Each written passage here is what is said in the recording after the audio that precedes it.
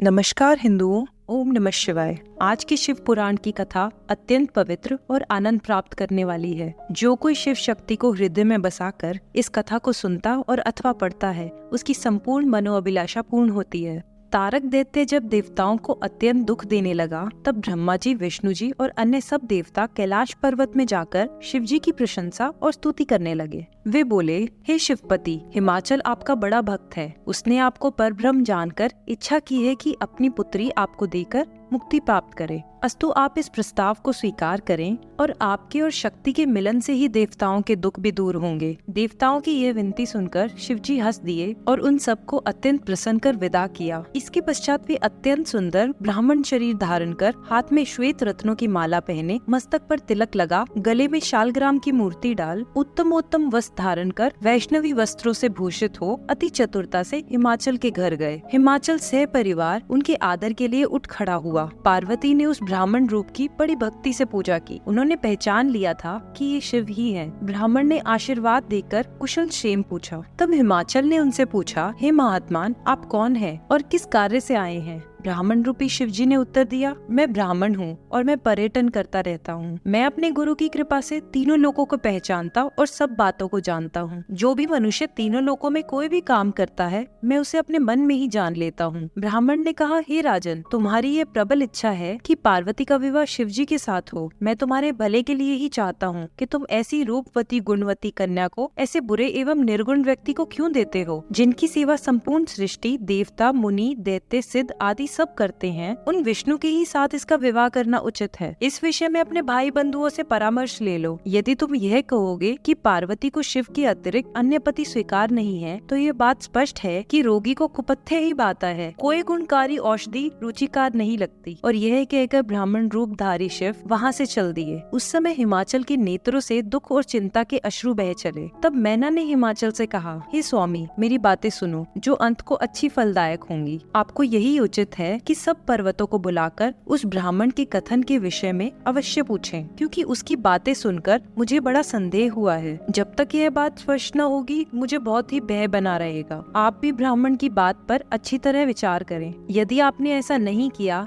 तो मैं यह घर त्याग कर वन में जा रहूंगी या विष खाकर मर जाऊंगी। मैना यह कहकर अत्यंत कुपित होकर पार्वती को साथ ले कोप भवन में जा बैठी। हिमाचल मैना का यह चरित्र देख अत्यंत दुखी हुए तथा उनके पास जाकर अनेक प्रकार से समझाने लगे। उन्होंने समझाते हुए कहा कि तुम इस प्रकार कोप भवन में क्यों पड़ी हो? फिर हिमाचल बड़े आश्चर्य में पड़कर सोचने लगे कि शिव ने यह चरित्र कैसा किया। इस दशा को देखकर हिमाचल के परिवार के सब लोग तथा नगर निवासी अत्यंत व्याकुल हुए। देवता भी आपस में कहने लगे कि क्या करते हुए यह क्या हो गया। तब सब स्त्री पुरुषों ने भगवान सदाशिव का ध्यान कर इस प्रकार प्रार्थना की, हे प्रभु, आपने जो कुछ किया वह सब लोगों के लिए शुभ हो। गिरिजा भी बहुत उदास होकर शिवजी का स्मरण करने लगी। उस समय गिरिजा की चिंता को देखकर शिवजी ने सप्त ऋषियों को स्मरण किया। शिवजी की आज्ञा पालन करने के लिए वे शीघ्र ही आ पहुँचे। वे अपने संपूर्ण शरीर पर भस्म लगाए थे और हाथों में माला लिए थे। वे अपने मुख से शिव शिव उच्चारण कर रहे थे। उन्होंने आते ही शिवजी को प्रणाम किया। तदुपरांत हाथ जोड़कर प्रार्थना करते हुए बोले, हे प्रभु, आप हमें क्या आज्ञा देते हैं? यह सुनकर शिवजी ने उत्तर दिया, हे ऋषियों, तारक दैत्य के संहार के निमित्त हमने गिरिजा के साथ विवाह करने का निश्चय किया है। अब वह समय निकट है। अस्तु तुम हिमाचल के निकट जाकर उनसे और उनकी स्त्री से हमारे विवाह के लिए कहो। यह सुनकर सप्त ऋषि अत्यंत प्रसन्न हो हिमाचल के समीप जा पहुँचे। हिमाचल ने उन्हें दंडवत प्रणाम करने के उपरांत आने का कारण पूछा और उस समय सप्त ऋषियों ने उत्तर दिया, हे हिमाचल, शिवजी संपूर्ण सृष्टि के पिता है और गिरिजा सबकी माता है। संसार की कल्याण करने के निमित्त शिवजी गिरिजा के साथ विवाह करना चाहते हैं। अस्तु तुम गिरिजा का विवाह शिवजी के साथ कर दो। इस संबंध में ब्रह्मा जी ने शिवजी से बड़ी प्रार्थना की थी तथा गिरिजा ने भी कठिन तपस्या करके उन्हें प्रसन्न किया है। तभी शिवजी यह विवाह करने को प्रस्तुत हुए हैं। जिस समय सप्त ऋषि हिमाचल से इस प्रकार की बातें कर रहे थे, उसी समय अगस्त्य ऋषि की पत्नी लोपामुद्रा तथा वरिष्ठ मुनि की पत्नी अरुंधति भी मैना के समीप जा पहुँचे। उन्होंने देखा कि मैना महामलिन वस्त्र पहने अत्यंत दुखी हो कोप भवन के भीतर पृथ्वी पर पड़ी हुई है। यह देखकर उन्होंने मैना से कहा, हे मैना, तुम उठकर हमारी बातें सुनो। ऋषि पत्नियों को देखकर मैना तुरंत उठ बैठी और बोली, मेरे धन्य भाग्य हैं जो आपने यहाँ पधार कर मेरे ऊपर कृपा की। आप मुझे कोई आज्ञा प्रदान करने की कृपा करें। यह सुनकर अरुंधति ने कहा, हे मैना, हिमाचल गिरिजा का विवाह शिवजी के साथ करना चाहते हैं। तुम इससे अप्रसन्न क्यों हो? क्या तुम शिवजी को नहीं पहचानती कि वे तीनों लोकों के स्वामी और सबसे श्रेष्ठ हैं? इस प्रकार शिवजी की महिमा का बहुत कुछ वर्णन करने के उपरांत दोनों ऋषि पत्नियां मैना को साथ ले हिमाचल की सभा में जा पहुँचे।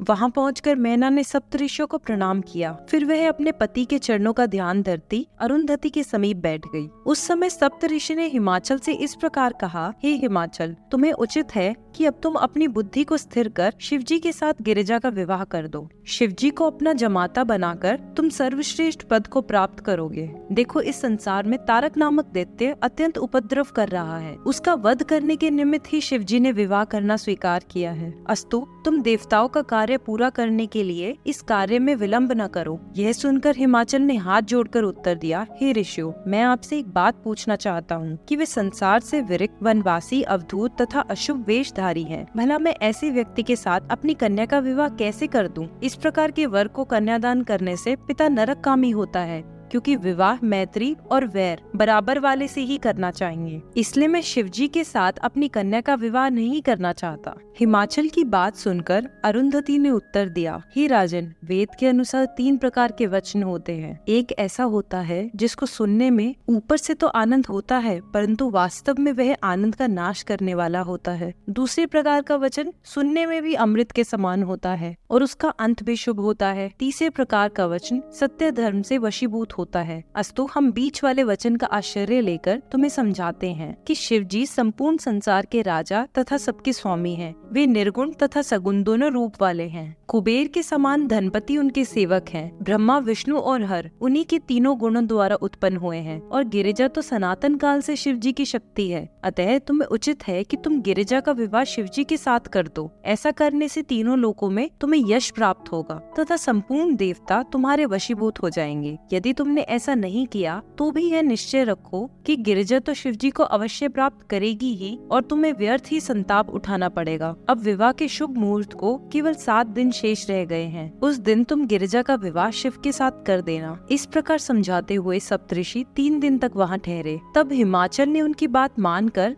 चौथे दिन लग्न लिखाया। उसे लेकर सप्तऋषि शिव के पास गए। सप्तऋषियों ने शिवजी के पास जाकर संपूर्ण वृतांत कह सुनाया। शिवजी बोले, हे ऋषियों, तुमने यह काम अच्छा किया। तुम भी अपने शिष्यों सहित हमारे विवाह में अवश्य उपस्थित होना। यह सुनकर सप्तऋषि प्रसन्न होकर वहाँ से विदा हुए। इसके पश्चात शिवजी ने नारद जी को स्मरण किया। वे वहाँ तुरंत प्रसन्नता पूर्वक पहुँचे और शिवजी को हाथ जोड़कर स्तुति एवं विनती की और कहा कि मेरा यह सौभाग्य है जो आपने मुझे स्मरण किया। अब आप मुझ सेवक को आज्ञा दीजिए। उस समय शिवजी ने संसार की रीति के अनुसार कहा, गिरिजा ने हमारी बड़ी आराधना की है। हमने प्रेम की वश होकर उसे अपने साथ विवाह करने का वर दे दिया है। अब तुम हमारी ओर से समस्त देवताओं को निमंत्रण दो और उन सबको यह बात भली भांति समझा देना कि जो हमारी बारात में सम्मिलित न हो वह हमारा प्यारा नहीं होगा। नारद यह सुनकर तुरंत चल दिए। सर्वप्रथम विष्णु के पास तथा इसी प्रकार सनकादिक, भृगु आदि के समीप पहुँचे। नारद ने सबको शिवजी का संदेश कह सुनाया और सबने अत्यंत प्रसन्नता के साथ उसे स्वीकार किया। इस प्रकार तीनों लोकों में कोई ऐसा स्थान शेष नहीं रहा जहाँ नारद ने शिव की ओर से जाकर निमंत्रण न पहुंचाया हो। सबको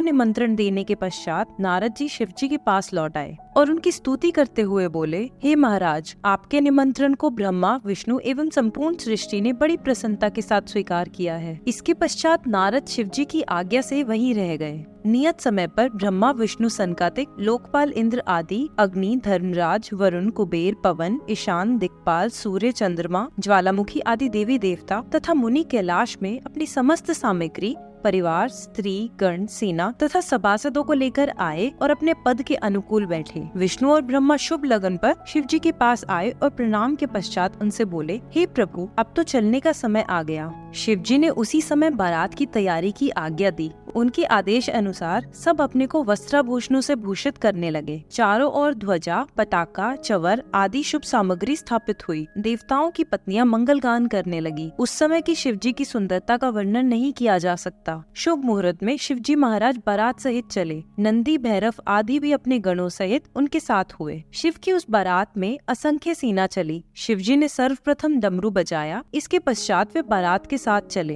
हिमाचल ने भी इस विवाह के लिए अपने भाई बांधव तथा समस्त नदी, नद एवं समुद्रों को स्त्रियों सहित निमंत्रण किया और अपने नगर को भली भांति सजाया। स्त्रियों के समूह ने एकत्र होकर गिरिजा को स्नान कराया। जो कुल देवता आदि की पूजा नियत है वह सब गिरिजा से कराई गई। नारद को शिवजी की ओर से देवताओं ने पहले हिमाचल के पास भेजा। यहाँ उनका बहुत ही आदर सत्कार हुआ। सब रीति रिवाजों के पूरे हो जाने के पश्चात हिमाचल ने पहले अपने पुत्रों को बारात की अगवानी के लिए भेजा तथा स्वयं भी बारात के आने की प्रतीक्षा करने लगे। वे बारात की शोभा, असंख्य सेना तथा विचित्र सामग्री देखकर साथियों सहित आश्चर्यचकित हुए। उन्होंने सबको झुककर प्रणाम किया तथा बहुत कुछ स्तुति की। तदुपरांत रहने के लिए एक बहुत अच्छा स्थान दिया। बारात को द्वार पर आया हुआ देखकर मैना की इच्छा हुई कि सर्वप्रथम मैं अपने दामाद को देखूं, उसके पश्चात द्वारचार की रीति पूरी की जाए। यह विचार कर मैना ने नारद को बुलाया तथा अपनी मनोकांक्षा प्रकट की। वह बोली कि तुम जिसको परमात्मा और सर्वश्रेष्ठ कहते हो उसे देखकर ही सब काम किए जाएंगे। जब मैना राज्य के अहंकार से यह अनुचित विचार अपने मन में लाई तथा उसने शिवजी के स्वरूप की परीक्षा करनी चाही, तब शिवजी यह जानकर अप्रसन्न हुए। अब मैं ऐसा चरित्र करता हूँ जिससे यह मूर्ख ऐसी बातों को भूल जाए। ऐसा सोचकर शिवजी ने अपने विचार विष्णु को बुलाकर प्रकट किए और कहा, हे विष्णु, तुम और ब्रह्मा हमारे बड़े शुभ चिंतक हो। हम तुमको आदेश देते हैं कि तुम सब पहले अलग अलग अपनी सेना सहित हिमाचल के द्वार पर चलो। हम सबके पश्चात वहाँ आएंगे। विष्णु ने यह सुनकर सबको शिवजी का आदेश सुनाया। उस आदेश के अनुसार ही सब अलग अलग अपनी सेना सहित चले तथा हिमाचल के द्वार में प्रवेश करने लगे। मैना ऐसी धूमधाम से आती हुई बारात को देखकर प्रसन्न हो कहने लगी, वाह वाह, कैसी सुंदर बारात है। उसकी ऐसी दशा हुई कि जिसको देखती नारद से उसी के विषय में पूछती कि क्या यही गिरिजा का पति है। पहले जब मैना ने गंधर्व राज वैशु को देखा तो नारद से कहा कि क्या यही शिव है। तब उन्होंने उत्तर दिया, यह तो शिव की सभा में गाने वाले हैं। यह सुनकर मैना बोली कि जिसकी सभा के गाने व नाचने वाले ऐसे हैं, तब वह मुझको कब दिखाई पड़ेंगे। फिर मैना ने यक्षों के स्वामी मणिग्रीव को देखा और पूछा कि क्या यही शिव है। नारद ने उत्तर दिया, नहीं। इसी प्रकार मैना ने धर्मराज, इंद्र, चंद्र, ब्रह्मा तथा विष्णु जो एक के पीछे एक आते थे उनको देखकर प्रसन्न हो पूछा, क्या यही शिव है। परंतु नारद जी बराबर यही उत्तर देते रहे कि नहीं, ये शिव नहीं है, ये सब तो शिव भक्त हैं। यह सुनकर मैना अत्यंत प्रसन्न हुई तथा अपने को धन्य समझने लगी।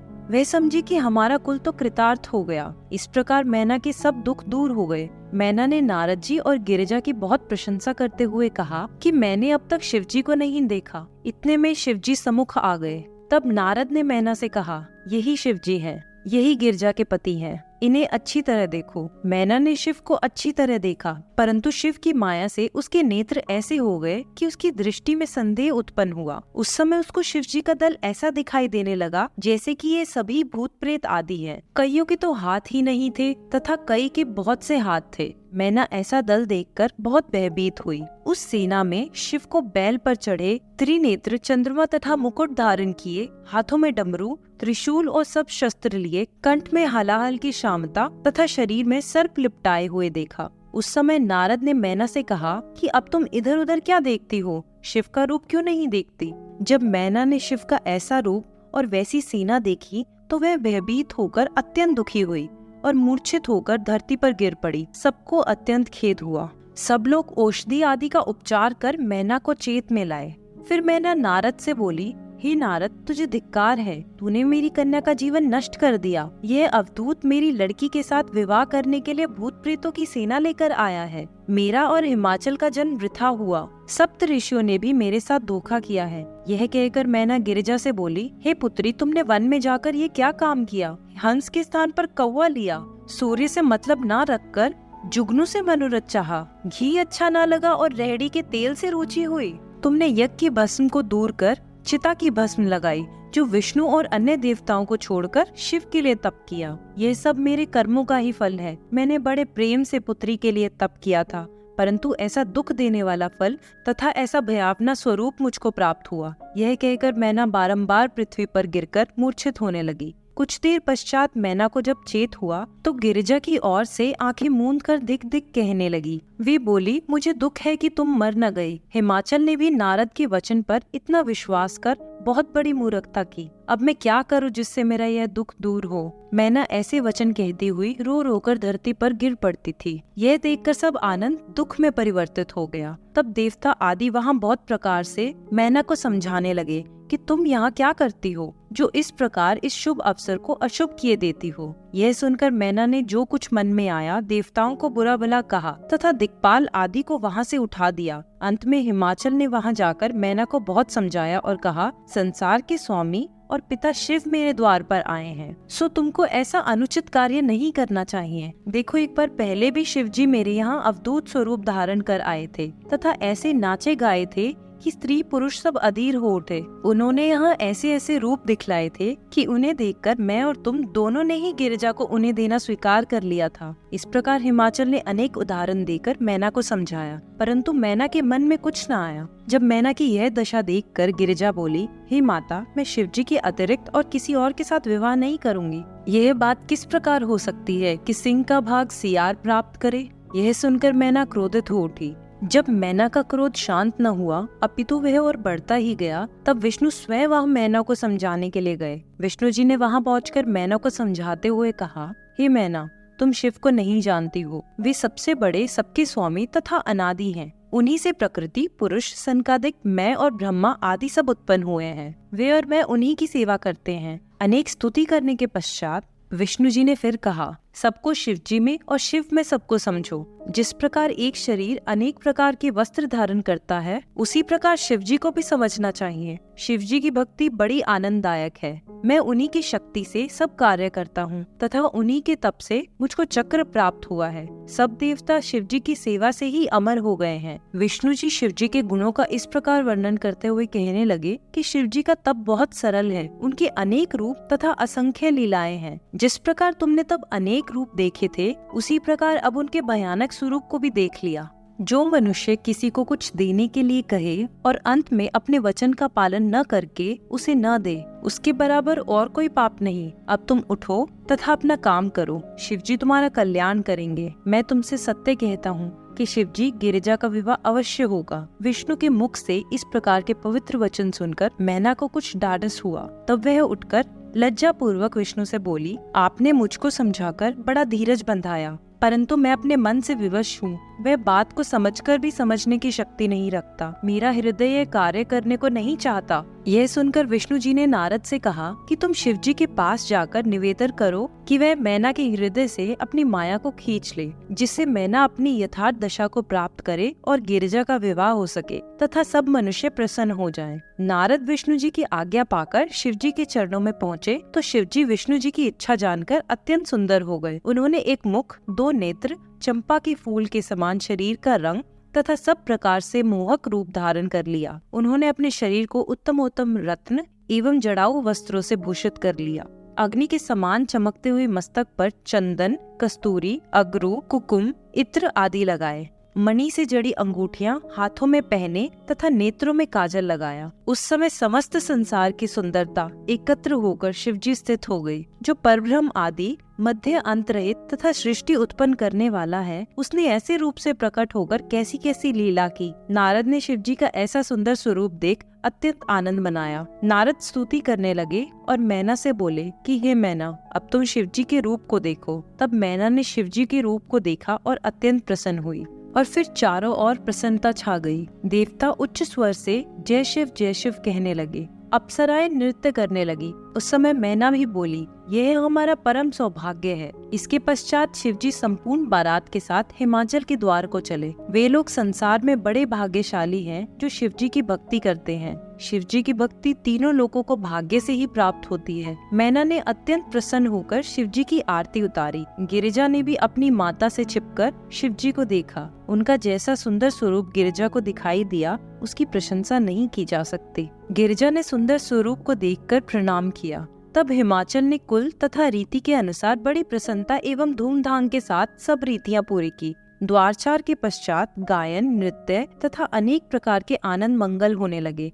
तत्पश्चात बारात जनवासे को गई। हिमाचल ने बारात की सेवा के लिए दास दासी तथा अन्य सब प्रकार की सामग्री भेज दी। गिरिजा ने ध्यान करके बारात में सिंधी को प्रकट कर दिया, जिससे किसी बात की कमी न रह गई। विष्णु आदि सब देवता हिमाचल की बड़ाई करने लगे, परंतु वे सब यह जान न सके कि यह सब सिद्धि गिरिजा ने की है। इसके पश्चात ब्रह्मा जी हिमाचल से लग्न मुहूर्त का ध्यान दिलाते हुए कहा कि अब देर मत करो। यह सुनकर हिमाचल ने प्रसन्न होकर अपने पुरोहित को बुलाया। पंडित पाठ करते हुए अनेक प्रकार के बाजे बजवाते हुए चले तथा शिवजी के पास जाकर यह निवेदन किया कि अब आप हमारे घर चलें। तब शिव हिमाचल के घर को गए। सब देवता वहां पहुंचकर उचित स्थानों पर बैठे। फिर गिरिजा को भीतर से बुलवाया। सबने गिरिजा को आते हुए देखकर प्रणाम किया। गिरिजा को उत्तम स्थान पर बैठाने के उपरांत विवाह की सब रीतियां होने लगी। दोनों ओर से बहुत सा धन दिया गया, जो प्रत्येक को उसकी इच्छा अनुसार ही मिला। उस समय चारों ओर बड़ा आनंद हुआ। इसके पश्चात बारात वहां से चलकर जनवासे में आई। तब हर प्रकार के भोजन परोसे गए। हिमाचल ने सबके पांव धोए। जिस समय उन्होंने शिव के चरण को धोया, उस समय वे प्रसन्नता से भर गए। उन्होंने यही सोचा कि ये वही चरण है जिसका विष्णु एवं ब्रह्मा ध्यान करते हैं। चरण धोने के पश्चात शिवजी को एक सुंदर सुवर्ण की चौकी पर बैठाया तथा उनके सम्मुख भोजन लाकर रखा। जब वे भोजन समाप्त कर चुके, तब उनको पान बांटे गए। तदुपरांत वहां से विदा होकर जनवासे में आई। शुभ लगन पर हिमाचल ने अपना एक पुत्र शिवजी को आदर सहित लाने के लिए भेज दिया। शिवजी देवता एवं मुनियों सहित तुरंत वहां से चल दिए। उस समय अनेक प्रकार के बाजे बजने लगे। उस समय चारों ओर जो आनंद छा गया, उसका वर्णन किसी प्रकार भी नहीं किया जा सकता। मैना ने सर्वप्रथम शिवजी की आरती उतारी। उसके पश्चात शिवजी अंदर आए। देवताओं एवं मुनि आदि भी अंदर जाकर बैठ गए। उस समय मंडप के चारों ओर की परत को 4 प्रकार से पवित्र किया गया। उसके नीचे सिंहासन पर शिवजी विराजमान हुए और फिर गिरिजा आई। ये 16 श्रृंगार किए हुए अपनी सखियों के साथ आई थी। विष्णु जी और सब देवताओं ने हाथ जोड़कर गिरिजा को प्रणाम किया तथा सबने शुभ आशीर्वाद दिया। दोनों ओर के मुनि अन्य रीतियां पूरी करने लगे। पंच देवता अनादि हैं तथा पंचों को समान जानकर उनकी पूजा करनी चाहिए। जिस प्रकार वेद में विवाह की विधि लिखी है, हिमाचल ने उसी प्रकार सब रीतियां पूरी की। मैना ने बहुत महीन तथा उत्तम वस्त्र शिवजी को दिए। उस प्रकार के 2 वस्त्र गिरिजा को भी दिए। गिरिजा हिमाचल की दाहिनी ओर आकर बैठी और शिवजी गिरिजा के सम्मुख बैठे। तब मुनीश्वरों ने वेद पाठ किया। मैना भी कन्यादान के समय आई। पुरोहित दूसरे पक्ष को पाकर गोत्र नाम पूछने लगे तथा अपने कुल का बताने लगे। हिमाचल, विष्णु जी और ब्रह्मा जी ने कहा कि अब आप लोग कन्यादान करा दीजिए, परंतु वे लोग शिवजी का गोत्रोच्चारण न कर सके, इसलिए विवश होकर चुप हो गए। तब हिमाचल ने शिवजी से कहा कि आप अपना गोत्र एवं कुल स्वयं वर्णन कीजिए, क्योंकि बिना इसके कन्यादान नहीं हो सकता। शिवजी ने लीला करके अपने मुख से कुछ न कहा। वे चुप हो गए। यह देखकर सब लोग आश्चर्य करने लगे। उस समय सबको बहुत दुख भी हुआ। सबकी आशा टूट गई। हिमाचल का यह वचन एवं हठ किसी को भी भला न लगा। सब परस्पर एक दूसरे की ओर देखने लगे, परंतु शिवजी की लीला को कोई न जान सका। गिरिजा अपने पति के मुख को देखकर सबसे अधिक चिंतित हुई और शिवजी का ध्यान करने लगी। शिवजी ने गिरिजा की चिंता को जानकर नारद पर अपनी इच्छा प्रकट की और तब नारद तुरंत हंसकर अपनी वीणा बजाने लगे। हिमाचल अत्यंत अप्रसन्न हुए। सब लोगों ने नारद से कहा कि यह समय वीणा बजाने का नहीं है। यह सुनकर नारद जी ने उत्तर दिया, हे राजन, तुमने जो यह शिवजी का गोत्र और कुल पूछा है, सो हमने शिवजी संकेत के अनुसार ही उत्तर दिया है। अर्थात शिवजी का कुल एवं गोत्र नाद है। शिवजी का शरीर नाद रूपी है तथा शिवजी नाद पूर्ण है। शिवजी का कुल एवं गोत्र जो ब्रह्मा, विष्णु तथा हम सब में से कोई नहीं जानता, कौन मनुष्य बता सकता है? तुम तो मूर्खों जैसी बातें करते हो। शिव शरीर रहित, निष्कुल, सकुल, अगेन तथा सगोत्र सब कुछ है। अब समय बीता जाता है, इसलिए तुम कन्यादान कर दो। तब हिमाचल ने उसी समय कुश एवं जल लेकर कन्यादान कर दिया तथा गिरिजा का हाथ शिवजी के हाथ में पकड़ा दिया। शिवजी ने गिरिजा का हाथ पकड़ा, सो यही विवाह पद्धति लोक में प्रसिद्ध हो गई। उस समय सब आनंदित हुए। तदुपरांत पुरोहित गिरिजा को शिव के वाम भाग में बिठाकर हवन करने लगे। उत्तम रीति से भंवरे पड़ने लगी, जिनको देखकर सबको आनंद प्राप्त हुआ। तब शिवजी ने ऐसा चरित्र किया कि भंवरे पड़ते ही गिरिजा का एक अंगूठा कपड़े हट जाने से ब्रह्मा को दिखाई दे गया। ब्रह्मा ने भावी के वश होकर उसको काम दृष्टि से देखा। यद्यपि उन्होंने अपने को बहुत संभाला, परंतु उनका वीर्य धरती पर गिर पड़ा। उससे असंख्य बटुत एवं जटाधारी तेजस्वी उत्पन्न हुए। वे सब ब्रह्मा की स्तुति करके खड़े हो गए। शिवजी को उनको देखकर अत्यंत क्रोधित हो त्रिशूल उठा लिया। जब सबने मिलकर शिवजी की विनती की, तब शिवजी बोले, हे ब्रह्मा, हम अप्रसन्न नहीं हैं, तुम सुख पूर्वक अपना कार्य करो। तब उन्होंने उन सब बटुओं को सूर्य को सौंपकर कहा कि तुम सब इनकी सेवा में रहो। वे सब सूर्य की सेवा में ब्रह्मचारी रहकर वेद महानुज्ञाता हुए। इसके पश्चात ब्रह्मा जी ने विवाह का जो कार्य शेष रह गया था, वह सब भली भांति पूर्ण करा दिया। फिर हिमाचल ने सबको जो कुछ उचित था वो दिया। शिवजी ने उनको रत्न आदि हर प्रकार का धन दहेज के रूप में दिया। हिमाचल की उदारता से उस समय कोई भिक्षुक खाली हाथ न रहा। फिर बाकी सब तो अपने अपने निवास स्थान पर लौट गए, परंतु स्त्रियों ने शिवजी को घर के भीतर ले जाकर सब रीतियां पूरी करने लगे। उन स्त्रियों ने शिवजी के साथ अनेक प्रकार के हास्य किए। सब रीतियां पूरी हो जाने के पश्चात स्त्रियों ने शिव और गिरिजा को अंतःपुर में ले जाकर उत्तम शैया पर बिठाया। गिरिजा और शिव के उस समय के स्वरूप का, जो वस्त्राभूषण से सज्जित था, किसी भी प्रकार का वर्णन नहीं किया जा सकता। उस समय सभी देव पत्नियां शिवजी के पास गई, जिनमें सावित्री, लक्ष्मी, सरस्वती, अहिल्या, तुलसी, शतरूपा, अदिति तथा 16 संसार की माताएं, जो अपनी कृपा द्वारा संसार के दुख को नष्ट कर देती हैं, वो सब वहाँ थी। सर्वप्रथम सरस्वती बोली, हे देवाधिदेव, तुमने प्राणों के समान पत्नी पाई है, अब अपनी प्रिया के मुख को तो देखो। फिर लक्ष्मी ने कहा, हे देवताओं के देवता, अब समस्त लज्जा त्याग कर अपनी प्रिया को हृदय से लगा लो। और फिर सावित्री बोली, हे देव, तुम स्वयं भोजन करके अपनी प्रिया को भोजन कराओ और उन्हें पान खिलाओ। तुलसी बोली, हे शिव, तुमने तो स्त्री को छोड़कर कामदेव को भस्म कर दिया था तथा संसार से त्यागी एवं काम रहित बन गए थे। फिर अरुणयति को तुमने क्यों सिखाकर भेजा? स्वाहा ने कहा, हे गिरजापति, स्त्री के वचन सुनकर लज्जित मत होना। यदि वह कोई ठिठाई से लाड प्यार की बातें कहे तो उसका बुरा मत मानना, क्योंकि संसार की यही रीति है। इसके पश्चात शंखा ने सबसे कहा कि अब गिरिजा को शिव के साथ वहाँ भेज दो, जहाँ सुंदर मंदिर पुष्पों से सज्जित हो तथा रत्न दीप जलते हों। स्त्रियों की ऐसी हास्यपूर्ण बातें सुनकर शिवजी अत्यंत लज्जित हुए तथा बोले, हम तुम सबके हाथ जोड़ते हैं तथा विनय करते हैं कि हमारे समक्ष ऐसी बातें मत कहो। सब स्त्रियां शिवजी के यह वचन सुनकर लज्जित हो गई तथा चित्र लिखित सी चुप होकर रह गई। उस समय शिवजी को प्रसन्न देखकर रति बोली, शिवजी, आपने अपनी स्त्री को ग्रहण कर प्रसन्नता प्राप्त की है, परंतु मेरे पति को व्यर्थ ही जला दिया। अब मैं यह आशा लेकर आपसे विनय करती हूँ कि आप मेरे पति को जीवित कर दीजिए। इस समय मेरे अतिरिक्त सारा संसार आनंदित है। यह कहकर रति विलाप करने लगी, जिससे सभी दुखित हुए। फिर रति अपने पति की जली हुई भस्म को, जिसे वह बांध कर लाई थी, खोलकर शिवजी के आगे खड़ी हो गई। रति का रोना सुनकर सब स्त्रियां भी रोने लगी। उस समय शिवजी ने रति एवं देव पत्नियों का रुदन सुनकर एक बार अमृत दृष्टि से देखा, जिससे उसी समय कामदेव अपनी भस्म से उत्पन्न हो गया। यह देखकर रति अत्यंत प्रसन्न हुई तथा कामदेव शिवजी की स्तुति करने लगा। शिवजी ने कहा, हे कामदेव, अब तुम शोक मत करो तथा बाहर बारात में जाकर बैठो। कामदेव ने शिवजी की आज्ञा अनुसार जनवासे में आकर ब्रह्मा जी एवं विष्णु जी से प्रणाम किया। उन्होंने उसे आशीर्वाद देते हुए कहा कि तुम शिव एवं गिरिजा के प्यारे हो, अस्तु अब तुमको किसी भी प्रकार का भय नहीं करना चाहिए। यह सुनकर कामदेव वहीं बैठ गया। जब प्रभात हुआ तो चारों ओर से अनेक प्रकार के बाजे बजने लगे तथा मुनि देवता आदि जय जयकार का शब्द करने लगे। और फिर विष्णु जी और ब्रह्मा जी ने बहुत सा दान देकर हिमाचल से विदा मांगी और अंत में शिवजी ने यह वरदान दिया कि जो इस वृतांत को पढ़ेगा वह सदैव प्रसन्न बना रहेगा।